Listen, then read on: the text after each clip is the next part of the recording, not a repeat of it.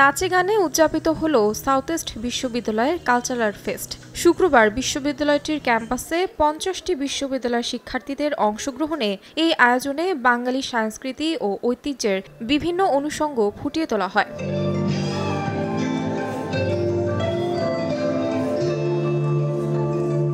Cultural এই ফেস্টে কণ্ঠশিল্পী শফি মণ্ডল ও নৃত্যশিল্পী শারমিন আরা নিপা সহ উপস্থিত ছিলেন বিশ্ববিদ্যালয়ের শিক্ষক-শিক্ষার্থীরা। অনুষ্ঠানে গান প্রতিযোগিতায় প্রথম হয়েছে বিজেএমইএ ইউনিভার্সিটি, দ্বিতীয় স্থানে আছে সাউথ ইস্ট বিশ্ববিদ্যালয়।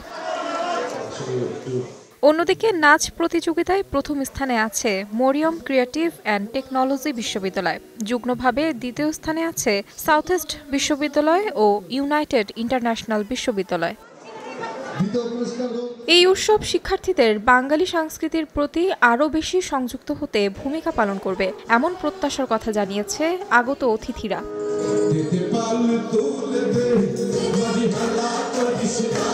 তাহমিনা তন্নি, সময় সংবাদ।